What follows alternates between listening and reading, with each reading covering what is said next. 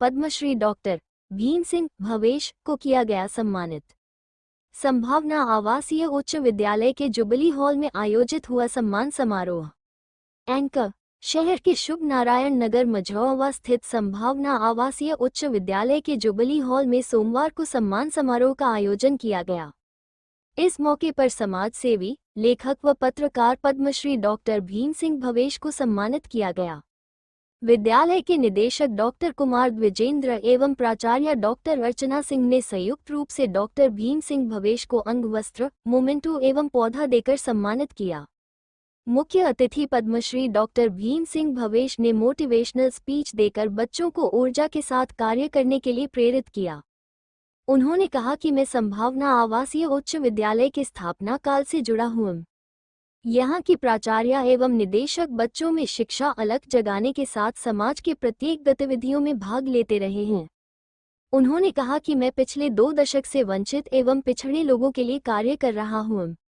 वंचित समाज के लोगों के टोलों में प्रतिस्पर्धा नहीं है, वहाँ भविष्य के सपने नहीं हैं, बुनियादी सुविधाएं नहीं हैं।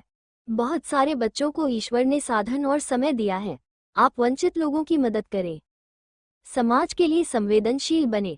वंचित समाज के लोगों की मदद में विद्यालय का सराहनीय योगदान रहा है। प्राचार्य डॉक्टर अर्चना सिंह ने कहा कि पद्मश्री देश का चौथा सर्वोच्च नागरिक सम्मान है। ऐसे सम्मान समारोह से बच्चों के बीच ऊर्जा का संचार होता है। हम अपने के लिए जीते हैं तथा अपने परिवार के लिए कमाते हैं। डॉक्टर भीम सिंह भवेश ने पद्मश्री प्राप्त कर भोजपुर ही नहीं बल्कि बिहार का गौरव बढ़ाया है। धन्यवाद ज्ञापन करते हुए निदेशक डॉक्टर कुमार द्विजेंद्र ने कहा कि जो काम करेगा उसको सम्मान अवश्य मिलेगा। प्रतिभा का धन व दौलत से कोई संबंध नहीं है। डॉक्टर भीम सिंह भवेश बातों से घबराना नहीं चाहिए। आपके जीवन में भी कई ऐसे अवसर आते होंगे कि आप थोड़ा फ्रस्ट्रेट हो जाते हैं। चाहे बेहतर मार्क्स की बात हो, आपको लगता है कि अच्छे मार्क्स नहीं आया, लेकिन बाबू एक बात ध्यान रखिएगा, आप लोग जीवन में एक गांठ बांध लीजिएगा कि कभी भी कोई परेशानी नजर आए तो ध्यान रखिए उस वाक्य को कि this too will pass, TOO, यह भी बीत जाएगा। यदि आपको लगे कि इस बार तो हम फर्स्ट आए हैं, बढ़िया मार्क्स आया मेरा, और ज्यादा खुश हो तो नहीं, उसको रोकिए, याद कीजिए कि दिस टू विल पास। यदि आपको फ्रस्ट्रेशन का दौर आए,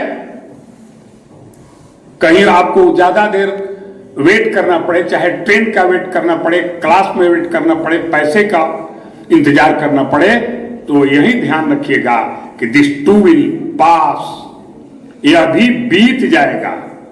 लेकिन अंत में मैं यही कहूंगा कि रोजी रोटी के साथ जीवन का लक्ष्य भी तय कीजिएगा। बेहतर नौकरी, व्यवसाय, ये जीविकोपार्जन के साधन होते हैं, जीवन के लक्ष्य नहीं होते हैं। बढ़िया नौकरी प्राप्त कर लेना, बढ़िया पैकेज प्राप्त कर लेना, ये जीवन के लक्ष्य नहीं है। जीवन का लक्ष्य तय कीजिए कि हमको करना क्या है, अन्यथा जब आप चौथेपन में आएंगे और पूरे जीवन का लेखा जोखा लेंगे कि मैंने किया क्या, तो वही लक्ष्य के प्रति, जो गोल के प्रति जो दूरी तय किए होंगे, वही आपको सुकून देगी। मुझे इस बात की बहुत प्रसन्नता है कि मैंने जो प्रयास किया उसमें आप सबों के सहयोग से सफल हुआ। हमारा फी का जो रेशियो है उसी हिसाब से है, ताकि मिडिल क्लास के बच्चे हमारे यहाँ पढ़ सके। और आपको बताते हुए बहुत खुशी हो रही है कि इस जिले में बोर्ड परीक्षाओं में जैसा रिजल्ट संभावना विद्यालय देता है, वैसा रिजल्ट 5,000 10,000 महीने में फीस लेने वाले स्कूल नहीं देते हैं। जो 1,000 से 1,500 रुपया लेकर हम रिजल्ट देते हैं, वो रिजल्ट यहाँ 10,000 महीना लेने वाले भी स्कूल नहीं देते हैं। तो इन बच्चों पर मुझे गर्व है।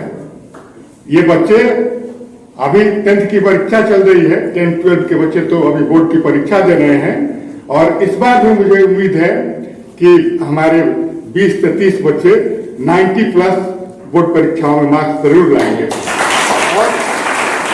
और पिछले 10 सालों से ये रिकॉर्ड है। हम पिछले 3 सालों से तो क्लास 10th में और 12th में जिले में टॉपर दे रहे हैं। हमारा आर्यन कुमार 10th क्लास का टॉपर हुआ था। अस्मिता पिछले साल 12th की बिहार में नंबर 2 स्थान लाई थी। तो इस जिले को हम टॉपर भी देते हैं और वो सारे बच्चे जो टॉपर होते हैं वो मिडिल क्लास फैमिली से होते हैं। आपको मैं बता दूं, अस्मिता जो क्लास 12th की टॉपर थी, 97.8% मार्क्स लाई थी, वो एक धोबी जाति से बिलोंग करती थी। उसके पापा यहीं घाट पर कपड़ा धोया करते थे और उसकी बेटी 12th में टॉप की थी। तो ये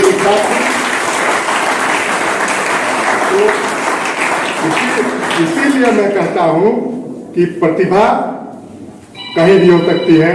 प्रतिभा का दौलत से, धन से, पैसा से कोई संबंध नहीं होता है।